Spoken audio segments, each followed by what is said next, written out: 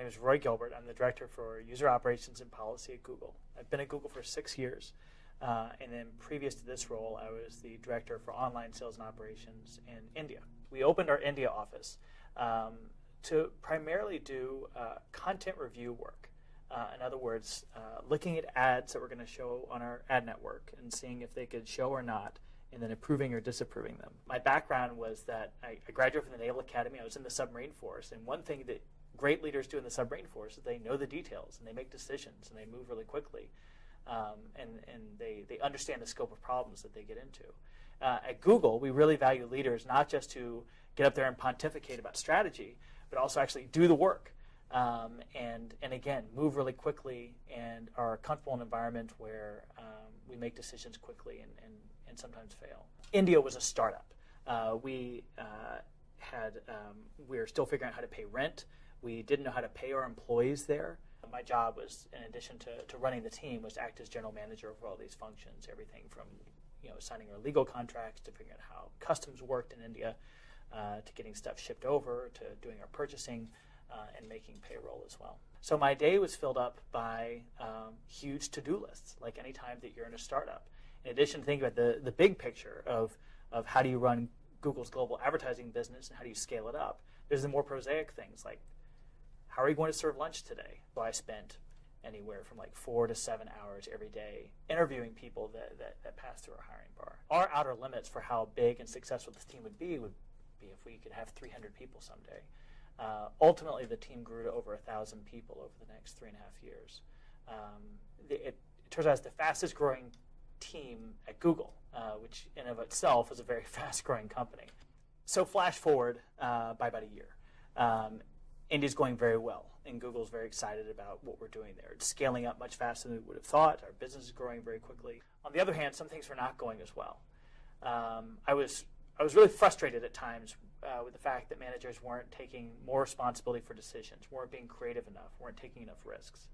I was exhausted from spending the amount of time that I needed to, not only at the office in terms of working through the issues that we faced there, but also like spending all night, every night on the phone with people in the U.S. We have a 360-degree review process at Google, like many companies do, and it's very useful for getting feedback from peers, subordinates, from other people in the organization.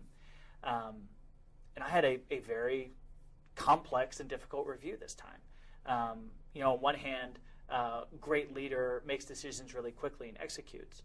On the other hand, a lot of frustration from managers in terms of the fact that I didn't let them make the decisions, or I talked over them, or instead of when they came to me with a problem, instead of helping them explore how to solve it, I just solved it for them and then moved on.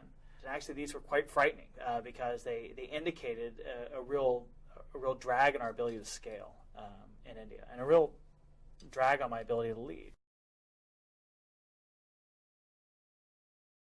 So there are two things I recognized coming out of this. One is that I couldn't do it all. The organization was getting too big just for me to manage by being the person out in front. Second, I wasn't going to be in India for the rest of my life. I needed to not just find and hire my successor. I needed to train and develop a series of successors, so make it so an entire management team was capable of taking over and running this at a far higher level than I was doing it now. What I needed to move towards is a more collaborative leadership model, where instead of solving everyone's problems, I was teaching others to solve problems. Instead of being the leader who is the center of gravity for the entire office, training that next generation of leaders behind me so they could fulfill that role. At the same time of the review, I'd started working with a coach, which was very useful because, again, I could take some of this feedback and pull it together and come up with something that I could actually latch on to. What the coach really helped me with was moving from the startup environment, the to-do list, the very tactical stuff that had gotten us a lot of success so far, and then moving towards the more highly leveraged activities, towards the things that drove the real levers of success, the things where if I employed my time effectively, it would make our business much stronger in the long term. So, for example, I started running the hiring training. I spent less time interviewing and more time going to campuses and talking about Google to get a lot of people interested in what we're doing. I immediately stopped running our team meetings, which took me as the center of gravity for the team out pretty quickly and allowed the managers to run them as they saw fit, and then gave them a free hand in how to do this. Oftentimes the results were better than I could have imagined. Sometimes the results were not good at all, but then allowing them to own the failures as well as the successes, I think, made them better managers. I spent less time thinking about the tactics of scaling up our India operations and more time thinking about the strategy for all of our businesses around the world and what things they were going to need from us, 6 months from now, 12 months from now, a year from now, in order for them to be successful. Now, it's a year after I left India. I went back there a few weeks ago.